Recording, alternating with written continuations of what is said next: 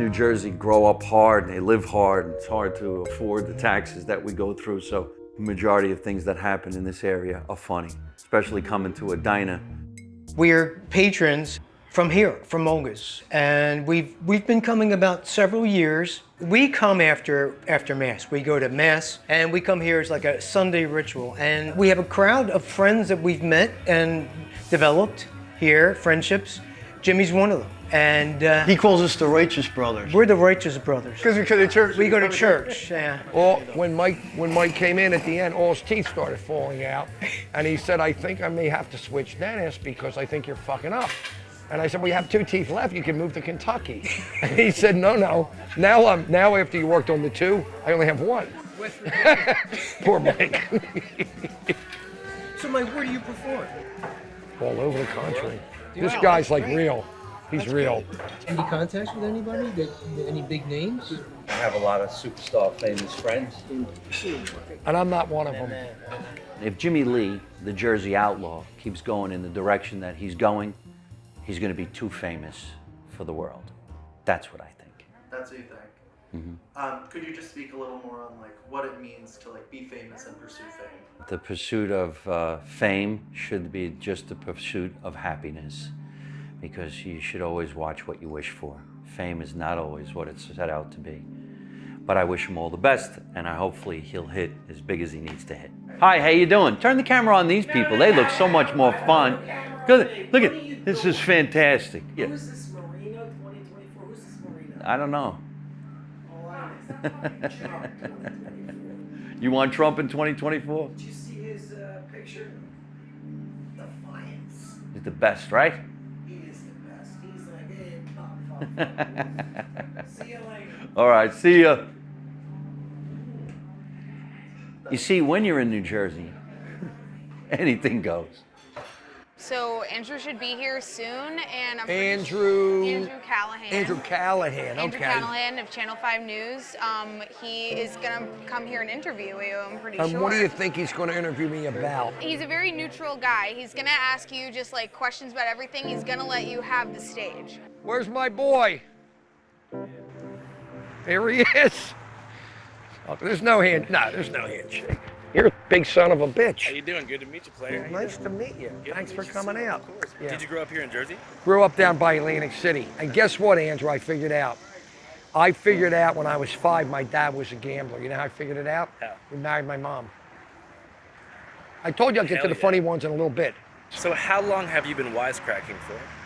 Honestly, I've been doing this my whole life. I just made it a formal thing. So you're a dentist. I'm a dentist. How's that? Fair to middling, Andrew. All right. When that's set, just pull it out and have a rinse. It's going to be a while, though, because I have to do the front desk now.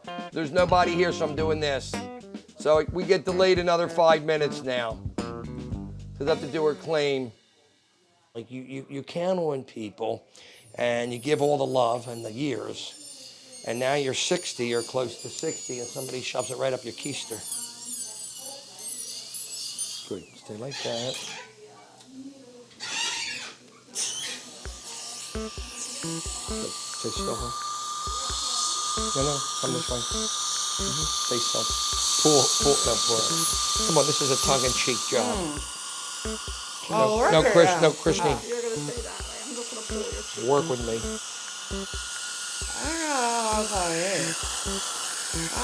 See, I always say work with me, Chris, but the hookers, they're different. They say jerk with me. It's a whole different experience with them. You gotta be careful.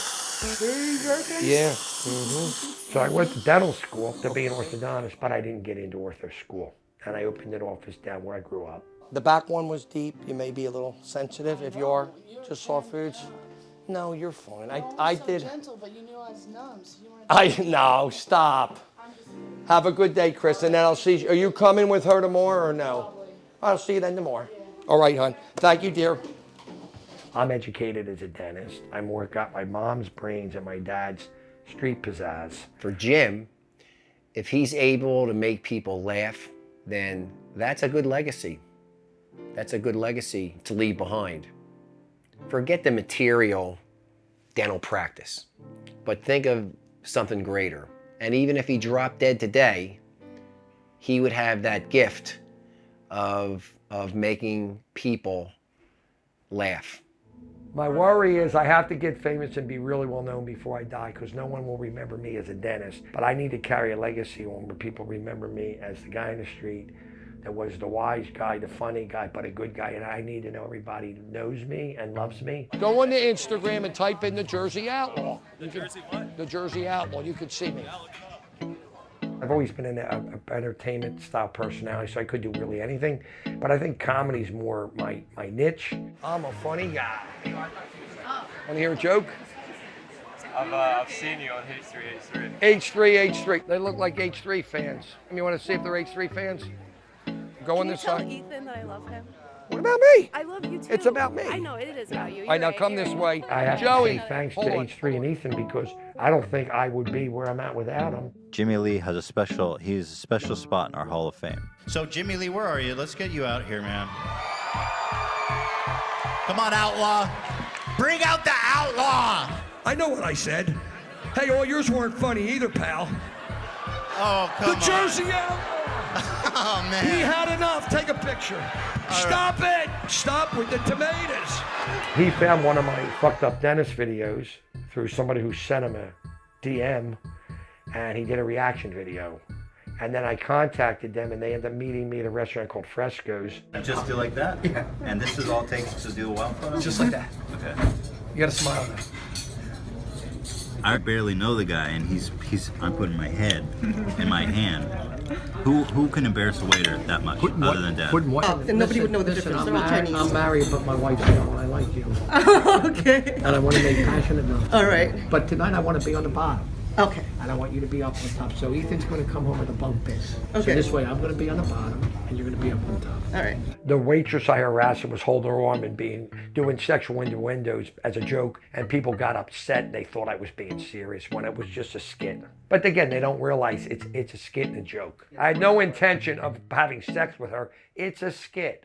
Well, obviously H3 has a more, especially nowadays, more liberal following. So they're probably laughing at him, but sometimes with him. So basically, Jimmie, he has a reputation for being overly offensive, let's say. What is your heritage?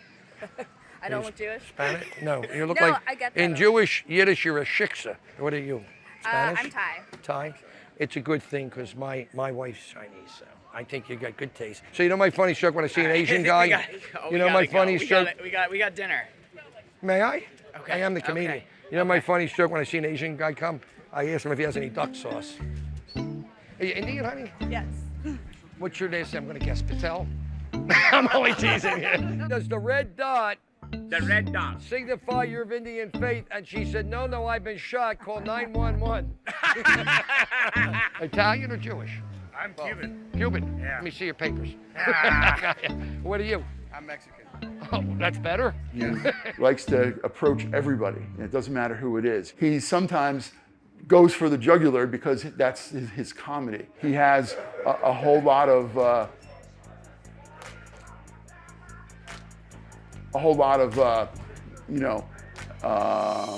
Asian jokes. Jimmie Lee's got the yellow fever. The yellow fever. Go Asian. Go Asian. Go Asian. Pretty lady. Hello, love. What is your name? Chinese. Chinese? Pretty lady. Chinese or Korean, love? Chinese. Very pretty. Hong Kong Chinese or? Chinese. A pretty lady, you're Chinese, correct? Oh yes, correct. Well done. Well, Hong Kong Chinese. Yeah. Are you guys Hong Kong Chinese or? We're not Chinese. Japanese. Japanese. But your husband's American because you're beautiful ladies and you look like you're mixed. Pretty Chinese girl and rich Japanese man. How you doing, China doll? How you doing? All right, you married? Married? You married? No. Oh. How about marrying a rich white guy? Let's go right now. Okay, I want two Japanese women, just in case if one of you falls asleep. I have to have two. Okay? Which one's going to be my main one and which one's my side one? You want to be the main one? Or you be the main one? Which is my main wife, which is my second wife? Second. I'm only kidding. Main wife, your second wife. All right, I got a lot of money too. You can buy Chanel handbag. You want Chanel handbag? Chanel handbag. like West Yeah. Oh. My job's now to just get big and viral and be on the street all the time and pound social media so I'm bigger, so people come to me, because when they come to me, they're interested. Through my whole career of dentistry, I always wanted to do it, but now I'm just doing it because I'm older and I have less time. When you're young, you have a lot of time and no money. When you're older like me, you have a lot of money, you have limited time. So now I gotta go. We gotta find some people. Jersey Outlaw, we gotta go find fans. There's no fans here. We got fans waiting, let's go. I cannot believe how many people came out. The only one so far that knows me is my film crew. Get your glasses on, now you know. There it is, how you guys doing? Good, Jimmie Lee, what's your name? Johanna. Johanna, are you two together? We're here to see you. No, you're not. No, we're dead serious. What's my name? Jimmie Lee, the Jersey Outlaw. Oh, these are real fans. I thought you were joking me. I'm basically stat now, which is like immediate. Like when you write a drug, it's stat right away. Boom. So it's stat. You can't tell a drug addict stop taking drugs. They have to do that on their own. So I'm a FOMO addict. And you know, I have that fame addiction thing, and you can't tell me to stop because it's something I want to do. All right, we're here, Jersey Outlaw. Let's get this party started. Hi, buddy, your fan? Came out for the fanfare? Hi. What do you think of me, honestly? Oh my gosh, you're a great guy. Come on, Jimmie. You're funny. Funny guy or, You're a funny or guy. fair to middling? Dangerously funny. Dangerously funny. Of course. Are you a fan too, hon? No, she doesn't know. Okay. Work with me. We got more fans. Hey! You know why we need the Australian people? For zoos. No, I don't know. For Zeus? Nice That was to a meet shit you. joke. That was an awful joke. Nice to meet you. Nice to meet you. You have to talk to my publicist. My publicist. You talk to her. She takes care of everything for me. When you perform and you're validated by people and they hug you and love you and it makes you feel good, it's like a drug. It's a real powerful drug. It's better than sex. It's better than getting the best dinner at Cipriani's downtown. It's a feeling. If you don't have it or know it, you don't understand it. Massive FOMO. Oh! Work with me. Work with me. Work with me. As another guy. He knows me. He knows me. I have built by people coming to me. I don't find them. They all find me. They work for free because they want to vibe with me and they hang out and they do a ton of work. You stole my hat. That's my hat. That's your hat. Oh shit. Oh shit! Let me lift that up for you. Hold on. What do I do now? Yeah, I'll take you to a store. Come on, I'll buy you. I feel awful. I talk to you. I'll buy you an earpiece. Where's the store? We'll buy it for you. Can we lift it? Will that lift? Oh, wait a minute, it lifts. It lifts, it lifts. Oh, you're not gonna. Peebler's fucking the best. This fucking guy is amazing. He fucking does shit that nobody will do. Peeb, you are fucking unbelievable. That is a first. Peeb, you're unfucking believable. Thank you. You gotta hug him. You gotta hug him. I was like, oh. Give him a Jersey Outlaw hug. Oh no, don't lose your sunglasses. Jersey Outlaw hug. Jersey Outlaw hug. Peeb, be careful your hand. I got it. Peeb, hold on. I got my Uber waiting. Thank you. What's your name? Marissa. Where are you from, Marissa? I live in Austin, but I So, come here. Marissa, do me a favor. Yeah. Don't fuck up again, because we ain't going to catch you the second time. Don't mess with me in my zone. Yeah, so when I first started working with him, you know, obviously I was like, what am I getting into, dude? This is crazy. Now that it's like a year in, the enthusiasm has rolled back a little bit. The reality set in, and I look at it more like, almost like he's a business partner in a way, if that makes any sense.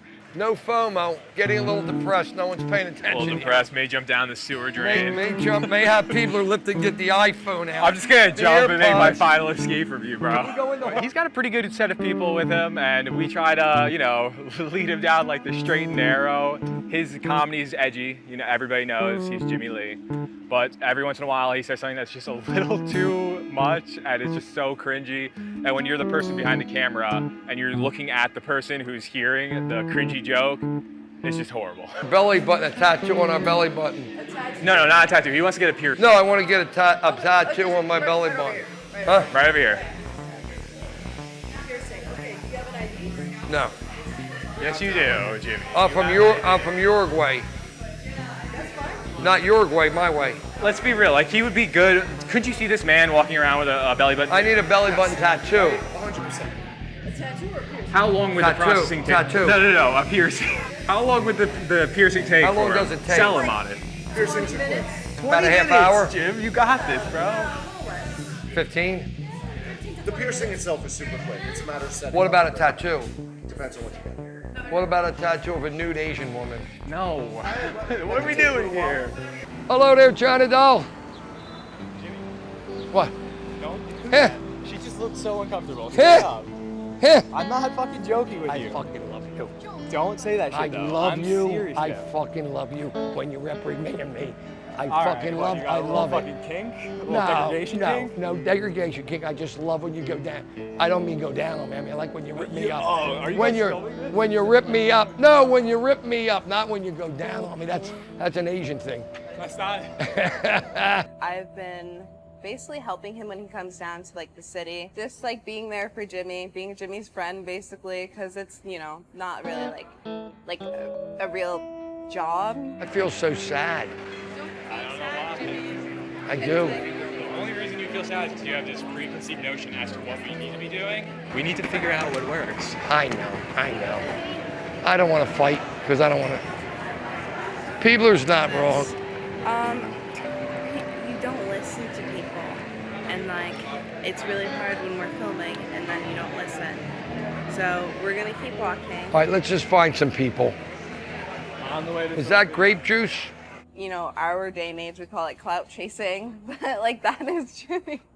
Like he really wants a touch of the fame. Olivia, how many people are on Twitch? Okay, go to Instagram. What do you guys think we should do? I'm not a social media guy. Where are we going to get a better bump? He will like do shtick to like get what he wants, you know, or like even like bargaining with people or like, you know. Jeez, are they good? His brother. With his brother. They're good. You give a discount for a celebrity or no? Usually we did not. We charge them 10% more. I'm kidding. You're part Jewish. You want to overcharge me. Opulence is something that really like, you know, he sees Chinese stuff, he goes. What do you sell? Glasses. You should try some on. Oh, let's go. Come on. How expensive? These were 800. Very expensive. Yeah. Look at these. I got new phone. Oh, how much are these? These are only $400. Oh boy, they're tempting. 400. But you know what? But you're going to discount so you can get the sale. So what's the bottom line on these? Let's try to see if we can get a sale out of Are you it. really bargaining with me? What's the bottom line? Oh my God, you're actually bargaining on camera? Bargaining on camera. I know. I am Jewish. I have to get a deal. Well, so am I, but I wouldn't do it on camera. It's We have evidence. to do it. No. So how much do you want? Let me see how much it is. You want a deuce and we call it a day? It's, you know, Jimmie, this is For a not even celebrity? bargaining. This thing is only $360. There's no room for bargain. So I give you a deuce and we call it a day? No, but we might do a tax For a Don't select, put that on camera, Uncle All right, Sam. let's turn the cameras off. You want to do a deuce so you get a celebrity deuce, a celebrity shout out? Deuce is 2. But I can't give it to you for free. It's not I nice. don't want it free. Okay. I give you a deuce. Yeah, give me a deuce. Come on, Yeah. let's do it. Well, I don't know what a deuce is. 200. Just hit 1 million followers 2 days ago. Look, I'm going to promote you. I'll put them on with you. We'll put a post up. You're going to get over 3,000 likes on a post. That's me. I mean, it's. Oh, okay, I'll follow. Yeah. How about if I just give it to you for 300 and a deuce? We save $60, no tax. Done. So let's do it. Come on, give me a deuce. I give you 2. No, Jimmie. 2. Come on, don't go back on what you said. 2. You know the promotion you get on one post from me? No, I don't. A lot more than the $200. Carolyn, tell her the drive. Tell her the post what we got. We're ready. Okay. But I'm going to take a picture and promote you too on it. Yeah. Okay. He really does want a reaction, mainly, and like he knows when he's like doing something messed up. But also when he used to do that bit where he would go up to people and eat their food. What'd you do? Get the spicy fries? No, I just got the. What's that? They look good. They are. Are they barbecue fries? No, help yourself. Let me taste that. I don't think I ever had that. What is that? They're good. Not bad, right? Yeah. he is the way he is, and like you can't really change that. And I mean, what am I saying? He can change these things. He's well aware. He's well aware, but he like chooses because he feels like handing the waiter $50, like because he wants to like, you know, yell at the top of his lungs in the restaurant.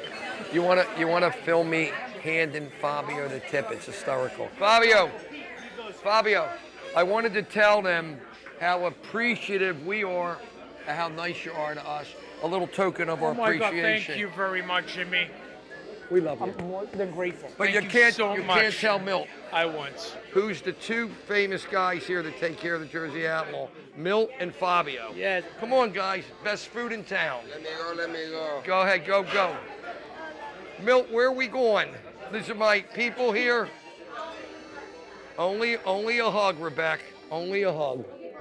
Oh, Milt. I love Milt. I love my Milt. Milt. Milt's back. You know what they used to do, Goggy, if you park your Roman chariot illegal? They let the air out of your horse. Hey, Goggy. What? If a guy falls off a boat, A guy. you say man overboard. What do you say if a woman falls off a boat? Let it drown. No, you say full speed ahead. There you go. Love it. That's very good prosciutto. Guys, if you really like the prosciutto line, I'll get another order. It's really good. It's prosciutto Sant'Agnelli, so it's the best prosciutto you're gonna get. Please. Where's Milt? I take everybody out to eat, and I feed them. Never hit on my girls. I'm polite and nice because I'm not in it for that. I'm in it to be famous, and I do have a gift. I have this vibe. People like to be around me and hang out, and I'm funny and crazy and fun. Jersey Shore TV show, Jersey Shore House, Jersey Outlaw. Let's go. Anybody here? Are they home? What's that?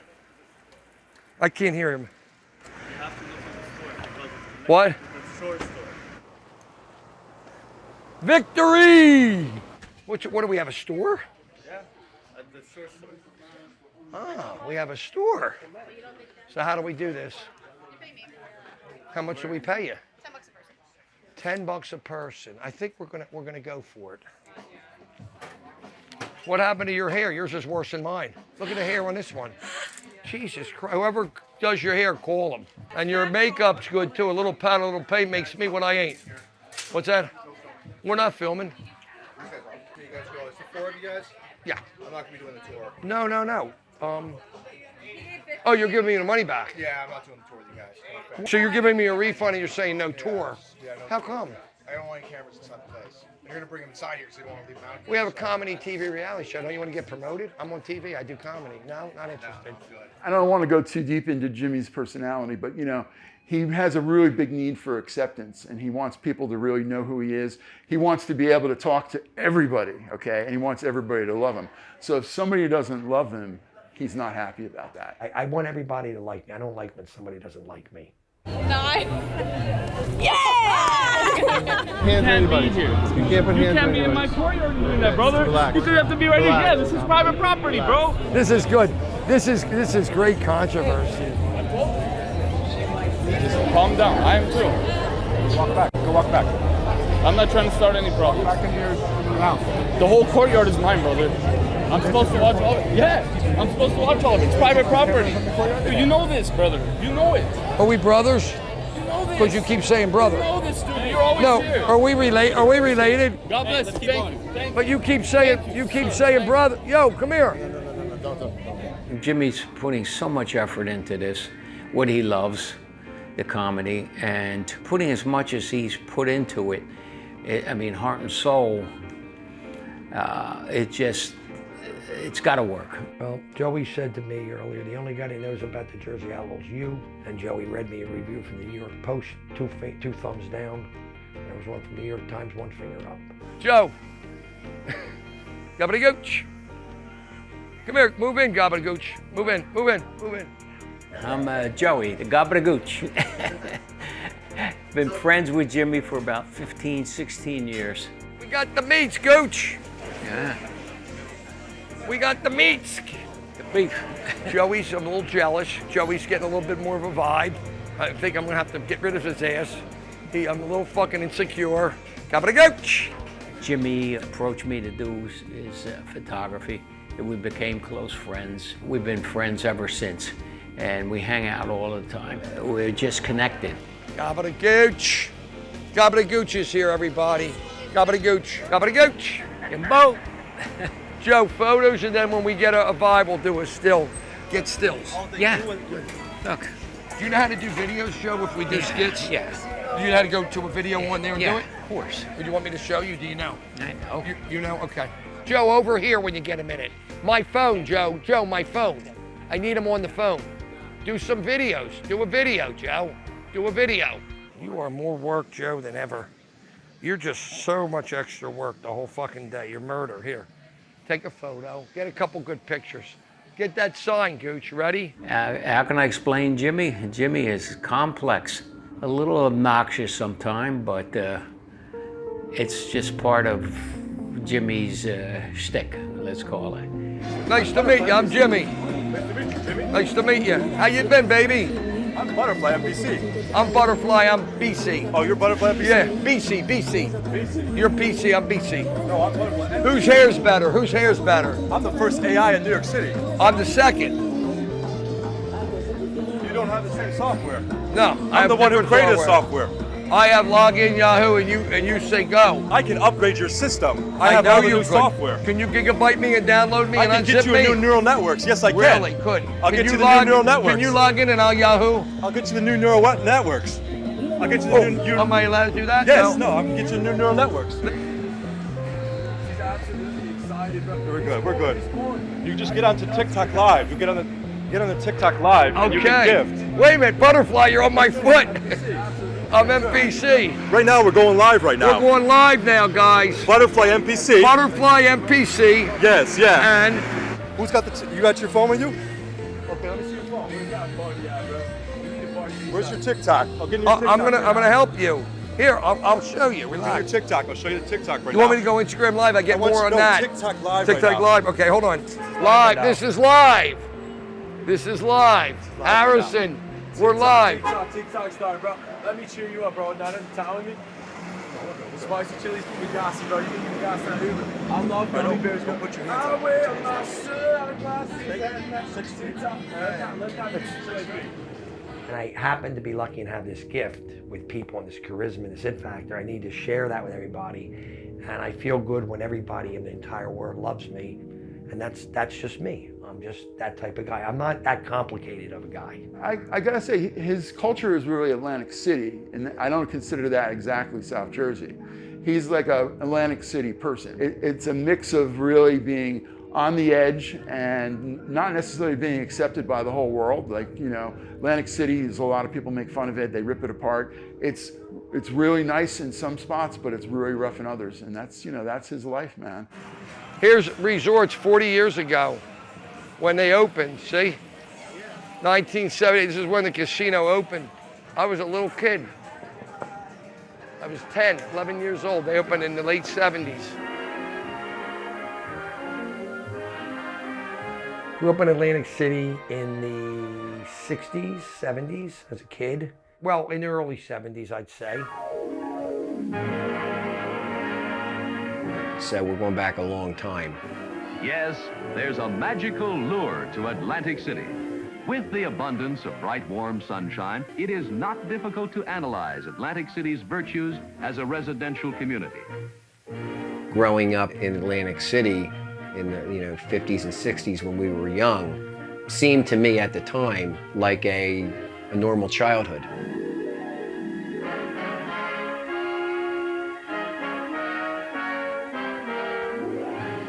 Not so many years ago, this eastern seashore city with its spectacular skyline was an obscure little fishing village. Today, Atlantic City stands preeminent among the great resorts of the world, chiefly because of its year-round popularity. If you look at Atlantic City, Absecon Island, my father's father handled the south part of Atlantic City, and my mother's father handled the inlet or the north side of Atlantic City.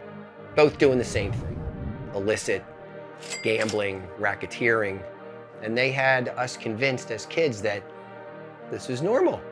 This is what everybody does. Everybody's in this business. When night comes, another world is available. There is a reason why Atlantic City has held its popularity year after year as America's top vacation spot. Jimmie is a real Atlantic City person, okay? His grandfather owned like some sort of like club in AC. My grandfather, Max Nippon, Maxie Nip, was intimately involved in the 500 Club and the Skinny D'Amato scene and that whole group of people. Hi, I'm Howie Mandel. A lot of you probably remember me from just seconds ago when I said, hi, I'm Howie Mandel. But what a lot of you people don't realize is where I owe my career to here in Atlantic City, the 500 Club and the owner, Skinny. My grandfather was friendly with Skinny D'Amato, who owned the 500 Club, and he took us to shows. We would go to shows, and we would hang out at the 500 Club. The 500 Club was not just a place where people came and enjoyed. The 500 Club was something special. We would go to these shows, Jim and I. And Jim was fascinated. And in retrospect, he's, you know, obviously became more fascinated than I was in this type of lifestyle. Some of the biggest stars of the highest magnitude, called the 500 Club, hold me. Here they first teamed up 8 years ago at the 500 Club to begin their fabulous success story. When we went to the 500 Club, we had the best seat, and I'm like, Mom, why did... Oh, Pop gave the maitre d' a $20 bill. Well, that would be like a 50 now. It was a big tip back when we were kids. Acted like the big shot. Played poker in the back room with Skinny D'Amato, took us to shows, dressed nice. He didn't have any money.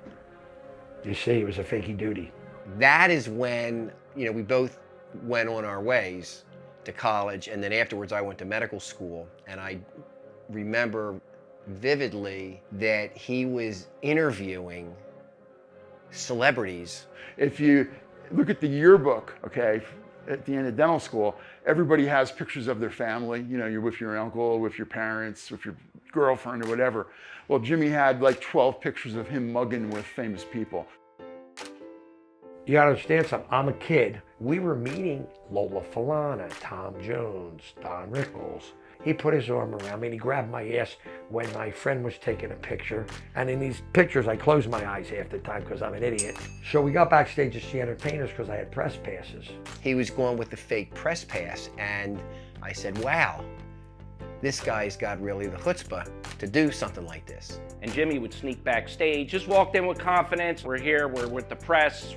Jimmie and myself, I mean, we got to meet the celebrities over the years. It was basically, we were celebrity status whenever we walked in a place. I grew up with an entertainment bug from being around entertainers that performed in this city. Casinos came in the late 70s and it never left me. This just didn't happen coincidentally with the coming of the casinos to Atlantic City in '78.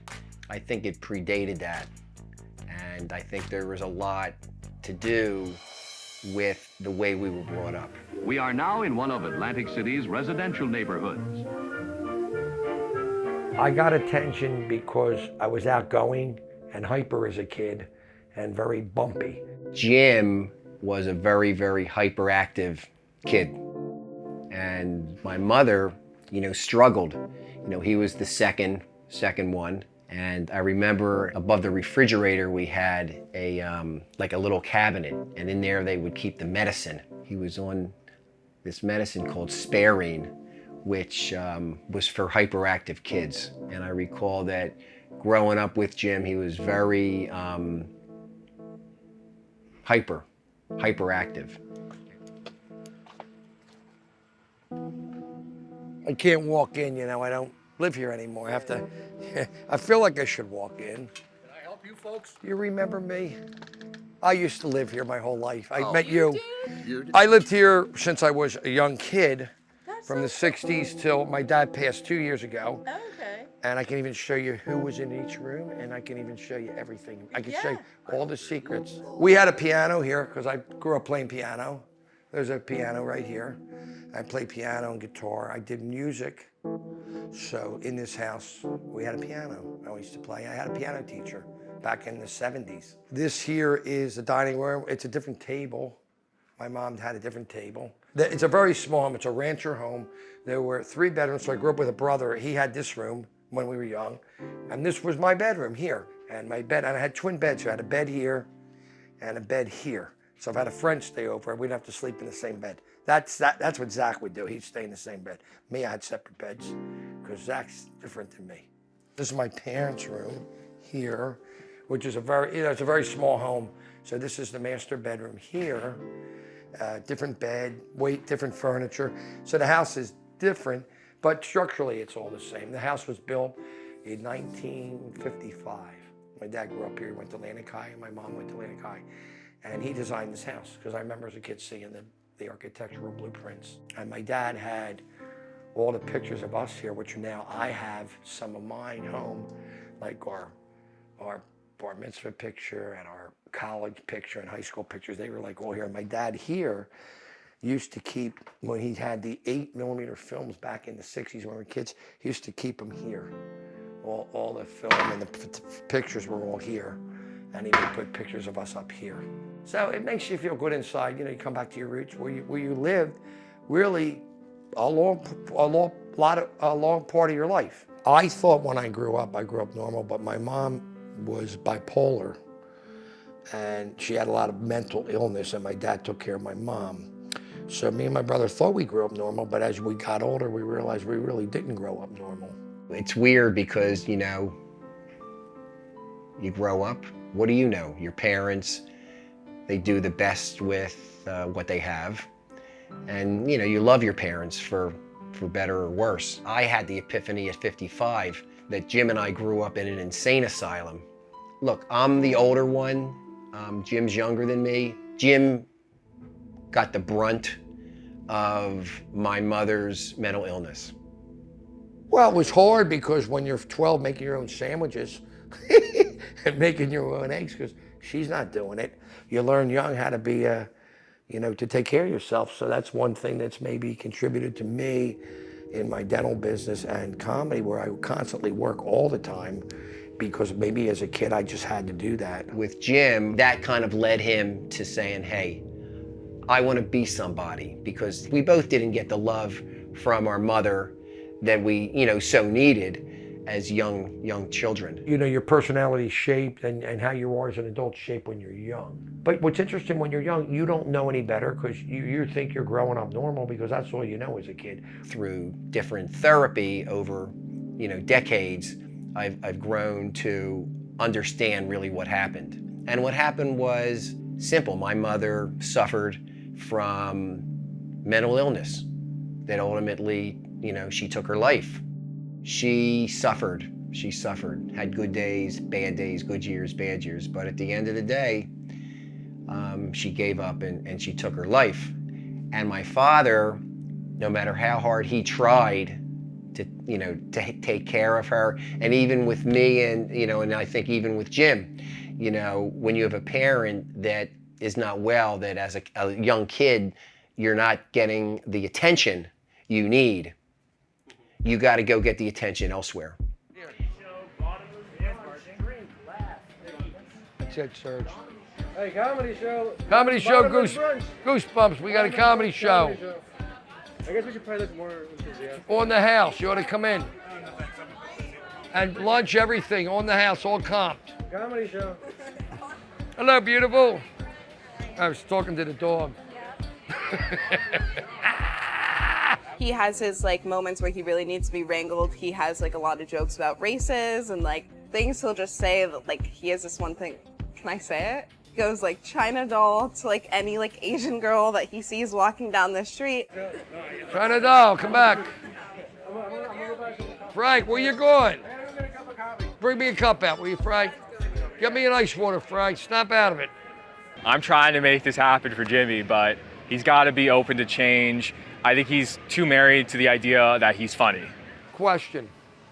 After you eat it, do you get the diarrhea? And you need the Pepto-Bismol, or are you good? He's a funny guy, but his jokes aren't necessarily the best. And I think he's got to lean into his character more and maybe do more physical stuff. I don't know.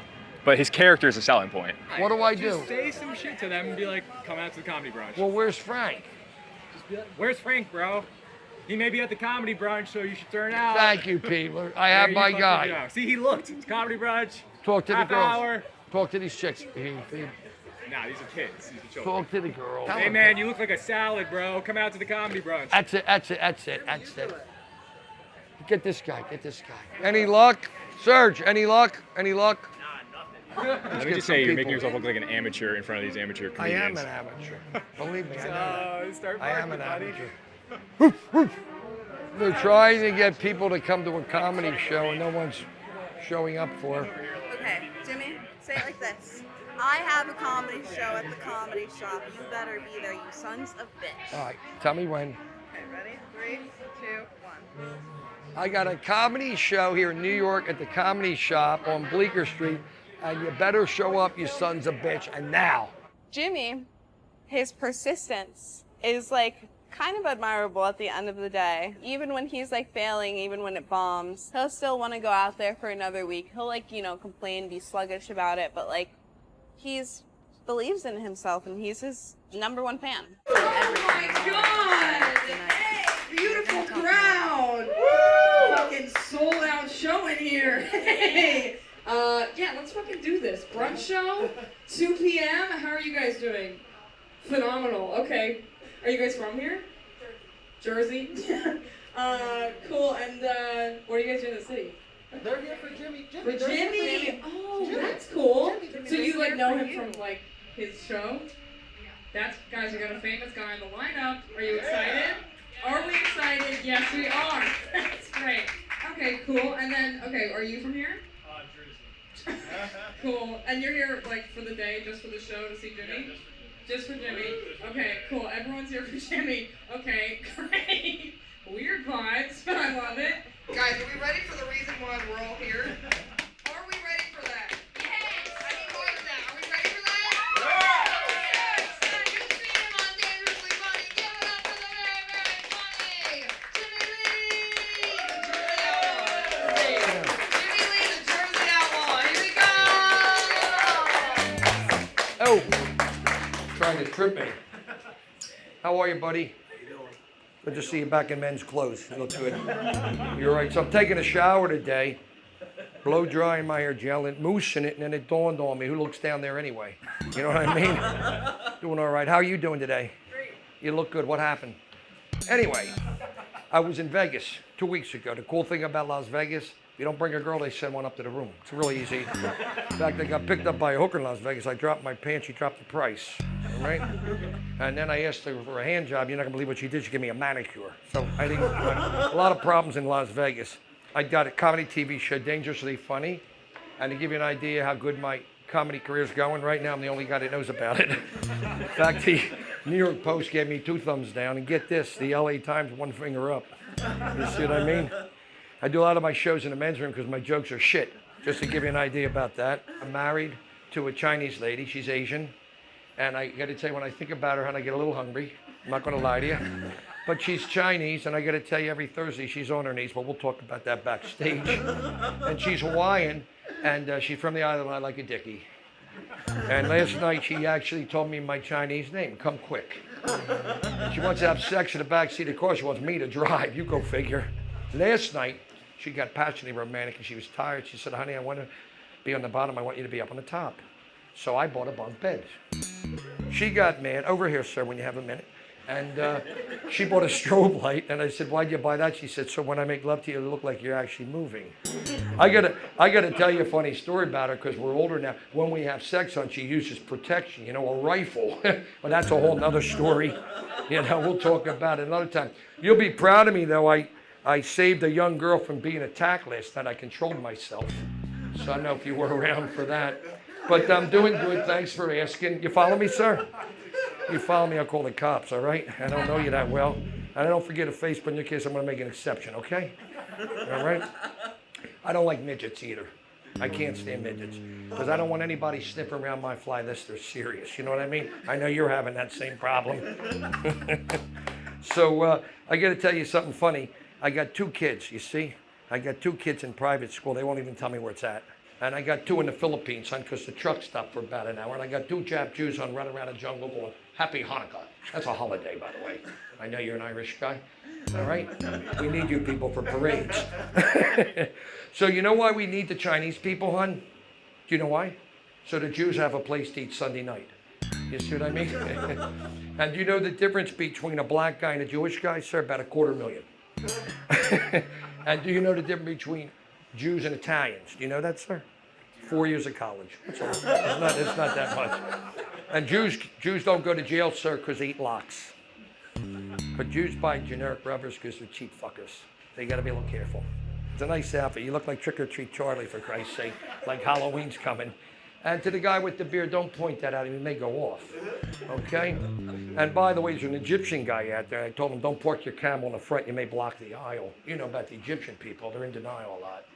You know about Rabbi Kimowitz, who told this guy, take a little bit off the top. But he missed. That's why he's limping. His name's Dr. Long John. He has a bad limp. Dr. Long John. 2, 3, 4 on the beat. So I took my father to the Medicare office about a month ago to see if he'd qualify. And he's an older guy. And the lady said, unbutton your shirt. He unbuttoned his shirt. The lady saw the gray hairs and said, you qualify for Medicare. And leaving, I said, Dad, you're lucky they didn't ask you to drop your pants. And he said, why? I said, because you would have qualified for total disability.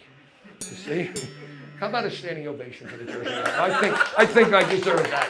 All 12 of you. Now, come on, everybody up, please. Everybody up. Oh, now I have to tell you, wow. Now, I got to say, thank you, guys. I got to say that was totally unexpected. What a nice surprise. I haven't done stand-up in about 3 years, to be honest, because I do street comedy. I have a hit TV show, Dangerously Funny, and we're very viral on the internet. And I appreciate you guys came out. You guys came out. You two forget about. But anyway, so in closing, I want to say, I'm Jimmie Lee, the Jersey Outlaw. I want to thank you guys for coming out tonight. I mean, I haven't played for this many people in a while. I mean, 7 people. This is wonderful. It's like watching a fly go up a drape. But thanks for making a guy from New Jersey feel a little bit important and coming out. Have a good night. I like the fact he's living his dream. You get it to a point in life where you just you have your goals and you want to accomplish your dreams. He's the Jersey Outlaw. I'm the mozzarella boss. Hey everyone, my name's Rob Nestori. I'm the mozzarella boss out of South Jersey. I've been a friend of Jimmie Lee, the Jersey Outlaw, going back to 1985, where we met at Harris Casino when I was washing his uncle's boat. Okay, 2 10-foot trucks. All right. Oh, and I'm gonna shoot you the email of the contracts. You want a demonstration? The mozzarella boss is making it for Amazon now. I'll put the water on. Just tell her to come over as soon as she's done. Here's the keys, gentlemen, and she'll be on. These are my friends from Amazon, They have to right? check out the U-Hauls for the day because they're driving the Amazon. Yeah, but nobody needs to know that because for the show's sake, they're here to pick up some fresh mozzarella, some fresh shirts, and get it out to the people. So it's a real simple process, right? We're gonna boil a little water, right? So, this is where everything happens, okay? We recently went to the Atlantic City Pizza and Pasta Show. As you can see, it says Mozzarella Boss. We got to meet the great people from Cento Foods, which is a national worldwide distributor of Italian products, such as San Marzano tomatoes, different types of pasta sauces, gravies, peppers, all great stuff. So when I'm making mozzarella, I'm doing it my way. I'm doing what I like. It's not rehearsed. You just came in here and I said, you know what, we're gonna make mozzarella. I wasn't planning to make mozzarella today, right? I was planning to do my U-Haul trucks, work on my business, daycare cleaning, which is the bread and butter that allows me to make the fresh mozzarella, and just put in the time as an entrepreneur. Basically, I started daycare cleaning services in 2001. I was working in a healthcare environment in a long-term care facility, learning housekeeping and laundry. Wasn't making that much money. So this was actually the first exhibit booth that was made from me, and this is when I cleaned the school. So when I did the actual cleaning, okay, this is what it looked like. And, you know, I couldn't, so I did it for about a year as a part-time thing, work all day, 10 hours a day, pick up my daughter from the school, go clean the school at night till 11 o'clock, and then do it again. Even though I'm the mozzarella boss, I still have a passion for daycare cleaning. I love cleaning child care centers. I love cleaning schools. I love going in there, taking the healthcare approach in our cleaning methods, and it's taking things to the next level. Why don't we go check our water? Yes, we're boiling. Okay, that's good. So the mozzarella boss. Now, the mozzarella boss coming soon. Can you make, I would love for you to make me like one little thing that just says, coming soon, the mozzarella boss. And I'm going to get the cheese curd.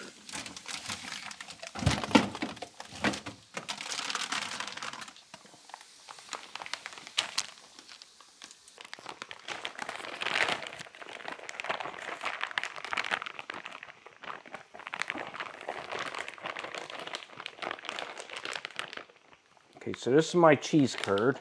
And now what I do, I'm going to go like this. Normally I would cut this, okay, but I don't need to cut it. I like to, the old-fashioned way, use your hands. And this is freezing.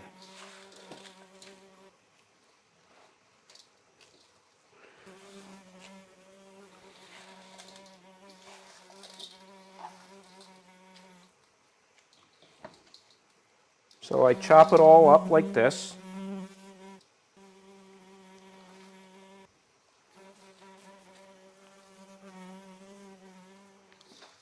Woo! Everybody should know how to do this from their house. Watch how we're going to do this. And when we pour it, we don't necessarily need to, dump it right on top. And we'll put this back on. And then this is how it started. So I would just start making this instead of driving 2 hours, right? I would just start making this over here. We get some bread, some tomatoes, and we, you know, enjoy it. And when you taste it, you're going to be like, wow. And everybody loves, they seem to love when I go like this. Look. Look at that. Look at that. Look, you can't even see me. Use the force, right? Isn't that how you would do it, Jim?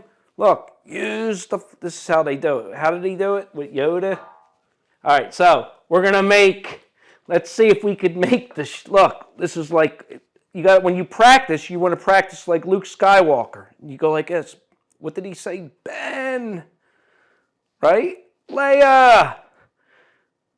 And then Yoda says, use the force, or it's little Yoda, right? And he goes like this, look, he's all creepy. See, I'm more like, I started out like Yoda, but now I'm more like, what's his name? Palpatine. Look. Right? Look. Isn't that how he would do it? Palpatine? Right? And you need some force lightning. Can you add that to the film? Oh, you know, look, I want some force lightning. Right? Go like this, look. Yeah, I need like the Star Wars theme music, you know, like Palpatine when all the ships are rising, right? Can we do that? Yeah, we can do that. Oh, you got to make me that. You want to make that one. That's like my favorite scene, right? And then he's like, ah, right? Well, I like Sith music. This is Sith. We welcome the Sith over here. Look at that. Look at that. Look. And then you could do like one like this. Who's this? Wasn't that like a funny thing? Well, you know, like where they would show the guy gets thrown out, you know, he's walking like this. Look, it's kind of like dancing, right? Are we done stretching? So, anyway, now what we do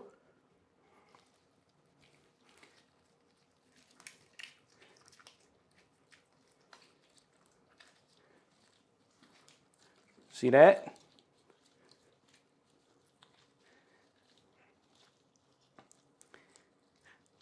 This is like, you sure this movie isn't going to be changed to the Mozzarella Boss movie? Co-starring Jimmie Lee, the Jersey Outlaw? Look at that. So we take this, and then we put it in the cold water.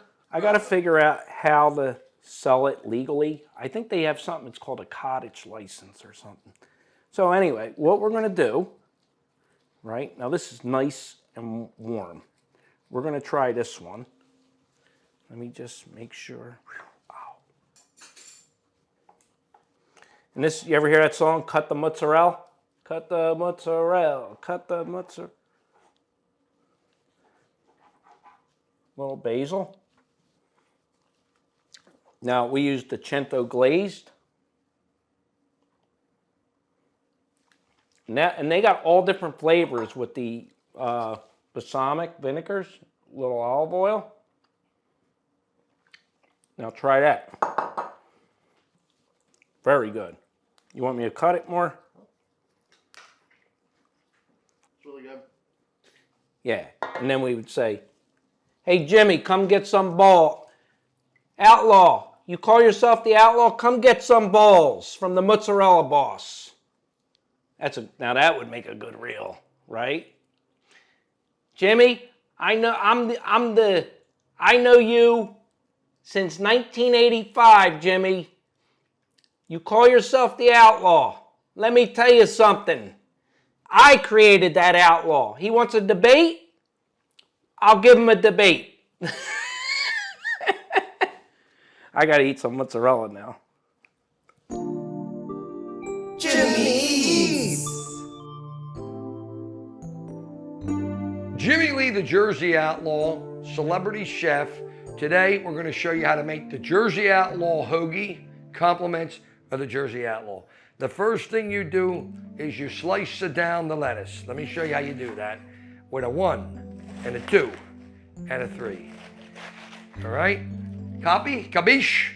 The next thing we do is we slice down, I don't know if I can do this. Jews don't normally cook. They eat. We're going to try it. The next thing we do is we slice down the onion. We do not, I repeat, we do not eat the tomato. Stop with the tomatoes. No throwing the tomatoes for the Jersey Outlaw. Any more tomatoes being thrown, I'm done. The next thing we do is we slice it down the bread. Now watch. This is a very important step because if you slice it down the bread wrong, what happens is you slice it your finger. And now let me show you the Jersey Outlaw way to make a hoagie. The first thing you do is you need to test the turkey because sometimes the turkey's not good. You have to make sure it's good. And it's not bad. So as you're doing it, you make the hoagie. Again, Jews don't cook, so this isn't that easy for me. But I'm going to put it in, and the turkey's pretty good. I'm going to eat the turkey a little bit. I'm going to keep eating the turkey. Okay. It's really good. Turkey is great. And then you got to put a little lettuce in here. And you taste the lettuce too. That's what rabbits do. And then you got to use the cutting board. If you don't use the cutting board, you're fucked. Oh no, lettuce is wonderful. I'm going to put the onions on there. You see? And while you're putting the onions on, you need to eat a little more turkey. No tomatoes. Stop with the tomatoes. I'm going to put a little more onion in. And then you have to do this. You have to fold the hoagie in half. Then you cut the hoagie, but not your finger. You have to be careful cutting. And then as a Jew, you need to take a bite of the hoagie. Sons of bitch, that's a good hoagie.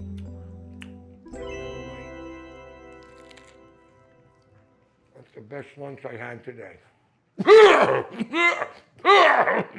So Jimmie was doing comedy. He had done music. The music's very, very good. He's just a unique guy and so complex. We met was during the music era when he was doing music, which he loves, and he was very, very good at it.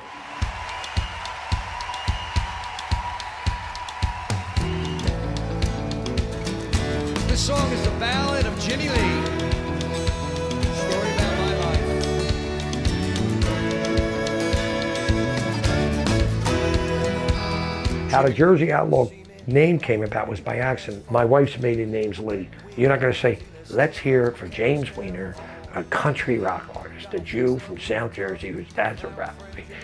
So I had to change my name. When I did music, I had, I think, 6 albums. So the first album was called Turning Up the Heat, Jimmie Lee. And the second album was Jimmie Lee. And the title of the album was Jersey Outlaw. So then what happened was, I'm doing music, and maybe an album or 2 later, we put on the album, Jimmie Lee, the Jersey Outlaw, like my name. So with the Jersey Outlaw, when we put that on the album cover, so I went to comedy, people knew who I was as Jimmie Lee, the Jersey Outlaw. So I'm not changing my name, I just changed my format of entertainment. The genre went from music to comedy, but the name stuck. So now it's a fixture, the name. The name's been around since '04, so it's not like we're changing the name. But that's how we got the name.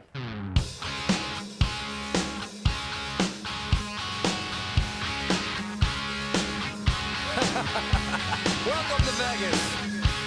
Because I'm the kid.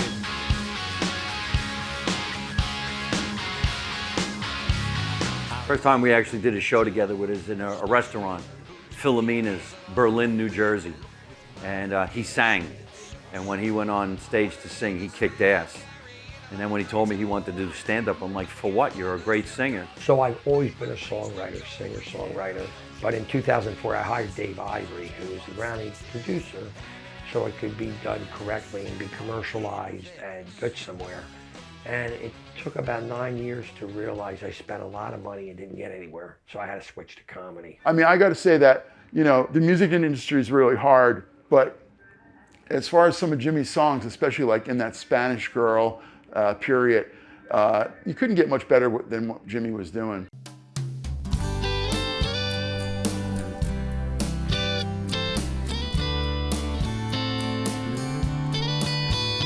I'll be crossing over the borderline,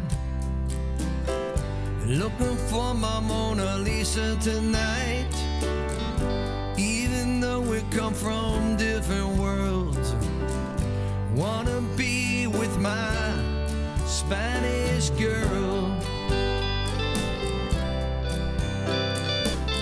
I put a ton of time in and spent a fortune on CDs, and every song cost a couple $1,000 to produce for nothing. I never got anywhere with it, and I won't go back to it. I won't go back to it. I didn't say I don't like music. I love music and I'm good, but I won't go back to it. I'm gonna go work with what works. But for some weird reason, my goofy comedy works to get me famous, and social media. So I'm going with what works. And I like music, don't get me wrong, but it's not gonna get me to the finish line. Want to hear a song I wrote? I'll trade you laughter for love. I'll trade you one for the other. Laughter for love, that's what it is. Some sadness, mirth, and for whatever it's worth, whether you like it or not, I'll give you all that I got. I'll trade you sunlight for gold. One shines as bright as the other. Love is pure gold. Dance in the sun. Light, this is my life. And you're part of my life I live. I swear that it's true. I love to do what I do, to share this laughter of love with just a little love from you.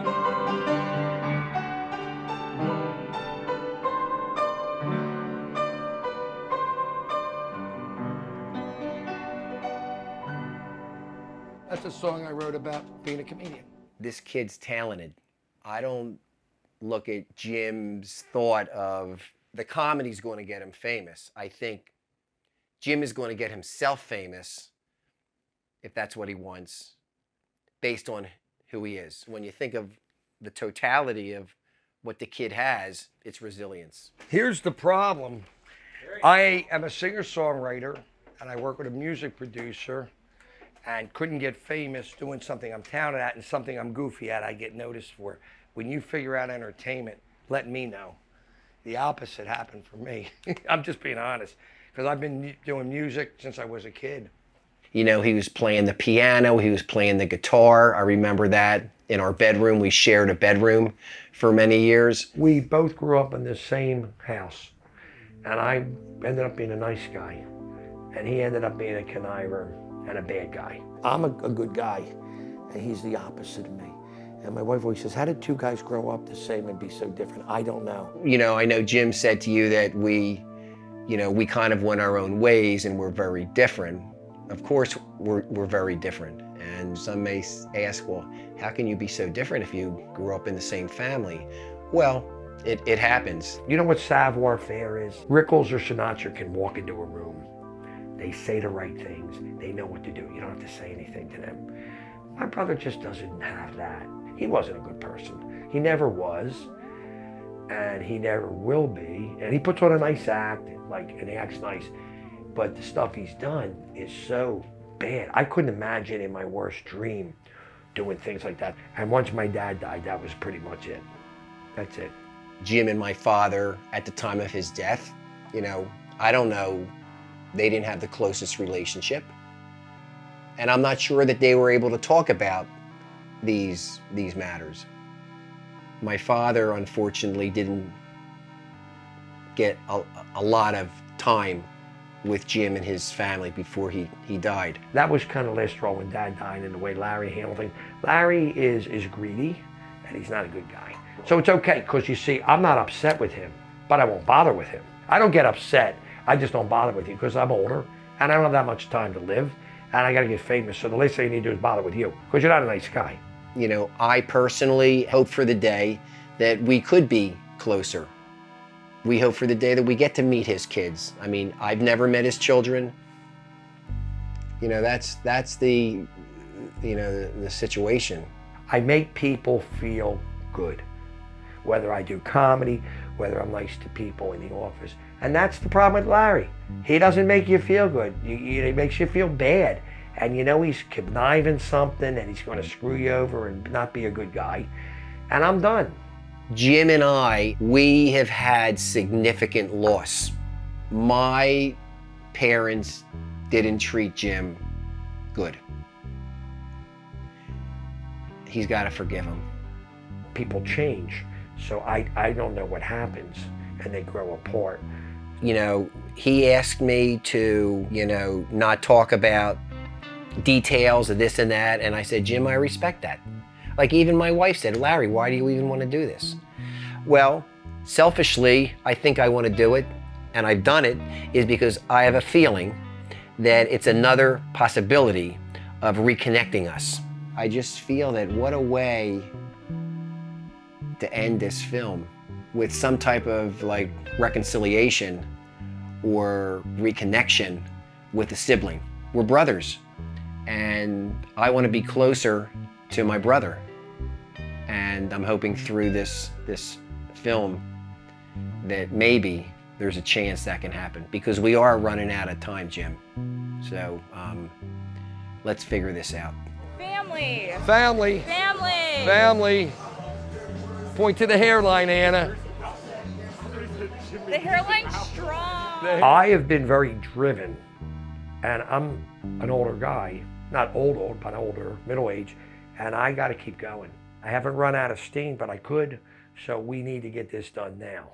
It's not cheap what I do. It's not like a joke, it's real, and it costs a lot of money. And I'm not making money, so I'm basically spending money. I'm investing. I think he has a misunderstanding about how all this stuff works. When I first started working for him, he'd be like, hey, can you make me famous? I need to get famous. We need to be famous. Not everybody just blows up overnight. That's not how it works, obviously, or else we'd all be famous. He's an older man. He wants to do this now, and realistically, if we're being honest with each other, he doesn't have much time left to have the energy to go out on the street and do all this stuff. We grew, obviously he's not famous right now, but he's growing and stuff. I've asked him before, I said, Jimmy, if you were to rank yourself on a letter scale, what kind of celebrity would you be? Would you be a B celebrity, C? I think he said B. I was like, you're out of your mind, dude. I don't know, he could blow up and get all the fame that he wants on the internet. It's not gonna be to the Sinatra level, obviously. Jimmy sees famous as Frank Sinatra, Sylvester Stallone, and that type of world is different. He also is oh, the papers. He was oh, I'm in the LA Times. He thought that would get him famous, was doing LA Times and radio, knowing that our world is completely shifted. I think he has the wrong perspective of where this could go. He thinks it's still like old school, be on TV, be on television, you know, walk outside, everybody's praising you. It doesn't really work like that anymore. And realistically, the way that he could be famous is social media fame. It's not that type of fame. Mainstream won't work for Jimmie. It won't. And that type of fame is what you get when you're, no, I don't think that type of fame is attainable for him. I think it's a whole different ballpark that we're in with Jimmie. What are some of your favorite old school race car jokes you think would fly? My old school race car jokes that wouldn't fly. Well, I'll get a bunch of guys around. There'll be a black guy and I'll make sure the crowd likes him. At the end, I'll go to white guy, you like him? And he goes, yeah. I go, you want to buy him? That would work 20 years ago. It's not going to work today. Have you thought about doing some more like adaptive PC racial humor? I'm not a PC guy. You can't take the Jersey out of the Jersey Outlaw. You can't change me from being a wise guy to doing politically correct jokes and being boring. Could people change you? Are you changing who you are to please people? No, and you shouldn't have to. And I don't feel I should have to do that either. I am who I am. You think PC culture is destroying comedy? I will be honest with you, Andrew. COVID hurt my dental career, and PC comedy killed my comedy career. Because I was actually a funny guy until the PC comedy came, and my stuff was more accepted. Look at this guy with a hairpiece. Let's go over. Come on.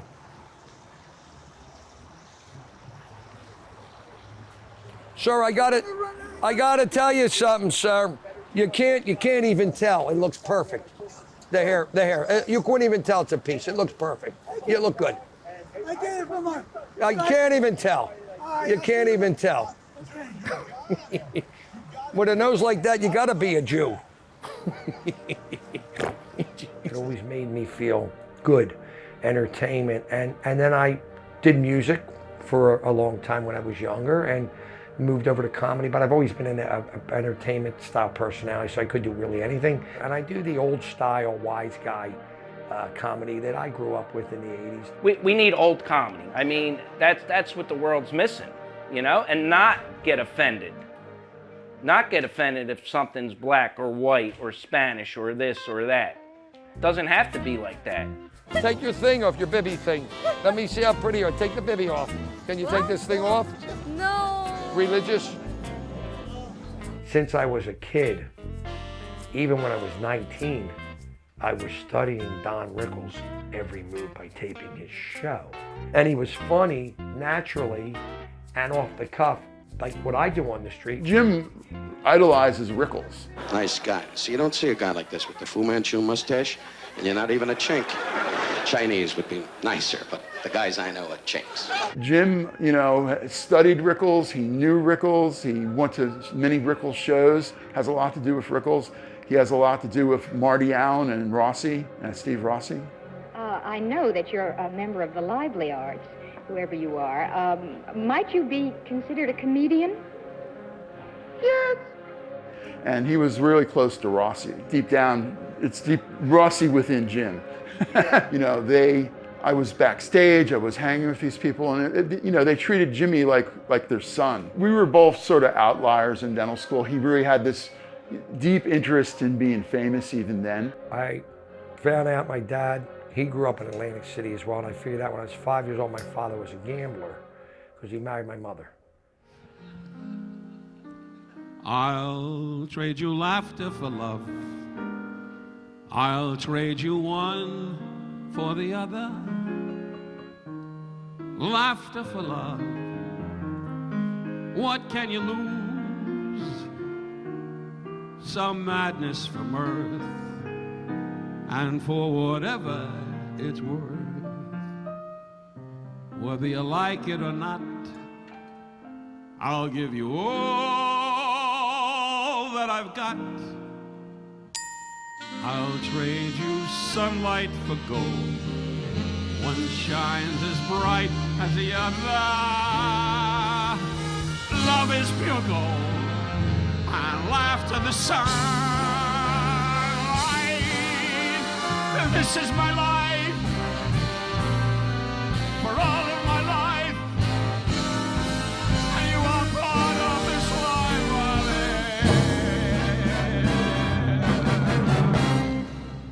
I swear that it's true. I I love to do what I do, to share this laughter I give for just a little love from